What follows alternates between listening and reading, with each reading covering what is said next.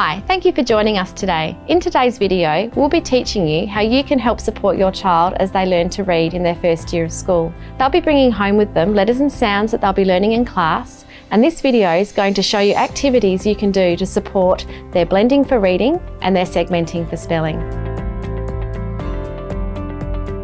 As your child learns to read, they'll begin to bring home the letter tiles of the sounds that have been taught in class. You can laminate these or stick them onto card and cut them out and keep them safe in a Ziploc bag. Your child will also bring home rhymes to help with the letter formation. When introducing the letter sound tiles with your child, it's important that you encourage the following skills. Give the sound that corresponds to the sound on the card quickly and confidently. It's important that your child is able to make the sound to print correspondence, so getting them to point to the sound as they say it helps in making those connections. It's also important that your child is articulating the sound properly. If they are not able to articulate the sound, you can model that for them, get them to think about the placement of their mouth and their tongue, and getting them to practice. As your child learns the letters, it's important that they understand that letters also have names as well as sounds. So they need to know that this is the letter S and it makes the sound S. As your child learns that the name of this letter is S and it makes the sound S, they also need to learn how to form it. We do this in lots of multisensory ways, and there are rhymes also that children learn. For the letter S, they learn slither down the snake. Once your child is confidently reading the sound on the letter sound card, you can include creating and reading words in your home practice. There are many words that can be created from even the first 4 letter sounds that will come home, those being S, A, T and P. Start with making the 2-letter words such as at and as. Place the 2-letter sounds on the table and point to each letter sound saying its sound. Then blend the 2 sounds together to form the word at. Example, at, at. This can be progressed to 3-letter words such as sat, pat, and tap. When doing this activity, it's important to always reinforce that we read from left to right. This should be a shared activity where your child focuses on the sounds they're working on and makes words, whether they be 2-letter words, 3-letter words, 4-letter words, or even multi-syllable words, words like Santa or tapas. You may like to make a list of words together of all the words that you can make. Scribe for your child to keep a record of the words you make together. You'll see a progression from simple word structures, words like it and pin, to more complex word structures, words like pants and spam, through to multi-syllable words like Santa. If your child is able to write the letters, it's great to engage them in the writing process as well. It's also important to explain words to your child if they don't know what they mean. When you get the first lot of letters home, you can make the word asp. You can actually build their vocabulary and explain to them that an asp is a type of snake. These tasks extend language skills and ensure that your child is always seeking to gain meaning from the words that they read. Children need to understand that words are made up of vowels and consonants, and every word needs a vowel. They also need to understand that vowels can say their letter sound and name in words. That is, their long and short sound.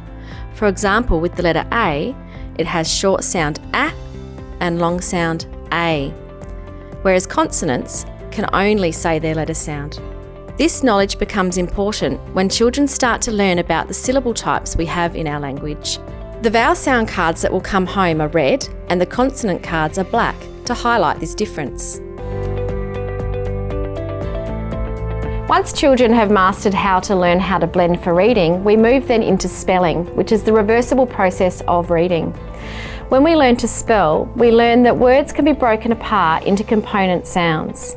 We start off doing this orally with children, where they learn how to segment the sounds firstly in simple words like cat, where they pull it apart into its sounds like this, k, a, t, cat.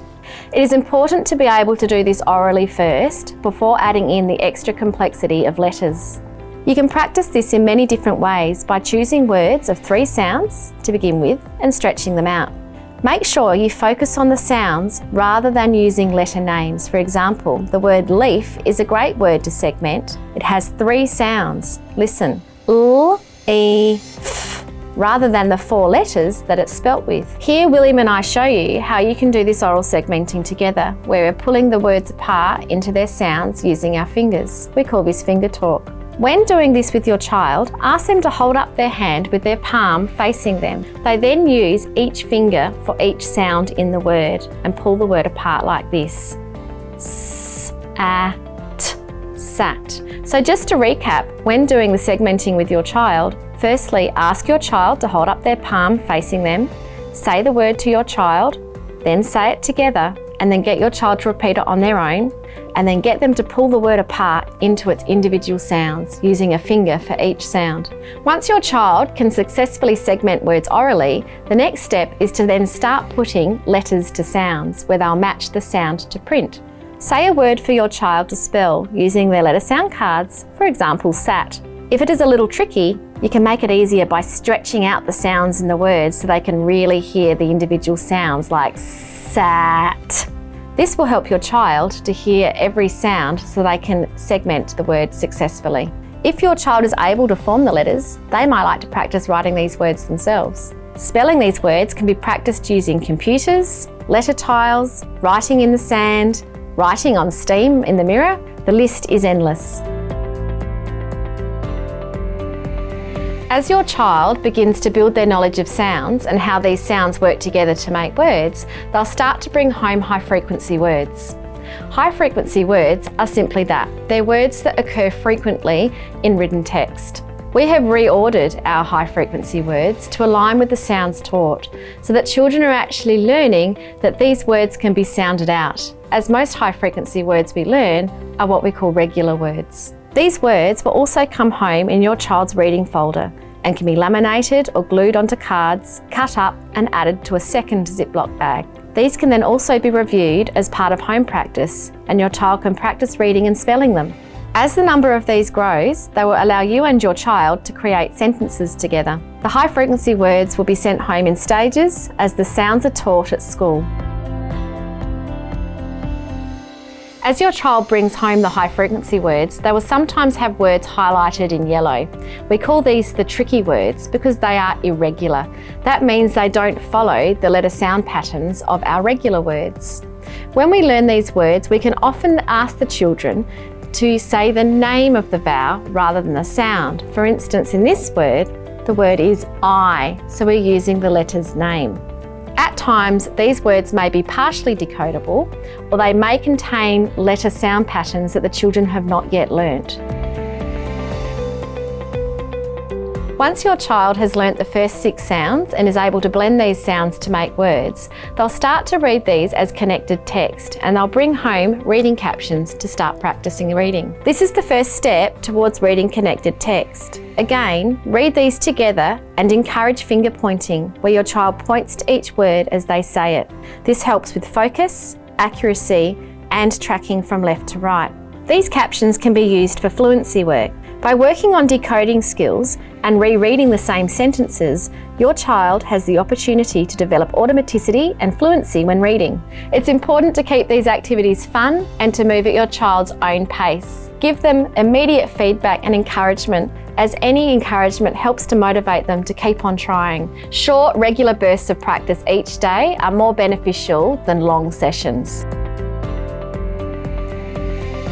Once your child is successfully blending sounds together to make words and is able to start reading fluently the decodable captions coming home, they will begin to bring decodable readers home. Children will only be exposed to text that contains letter sound patterns that they have been explicitly taught and know. Readers are set up in sets that align with the teaching sequence, and your child's teacher will place them on these according to their level of mastery. Thank you for joining us. SPW really values the partnership we have between home and school. We hope you have learnt something today that will help support you and your child as they begin their reading journey here at St. Peter's Woodlands.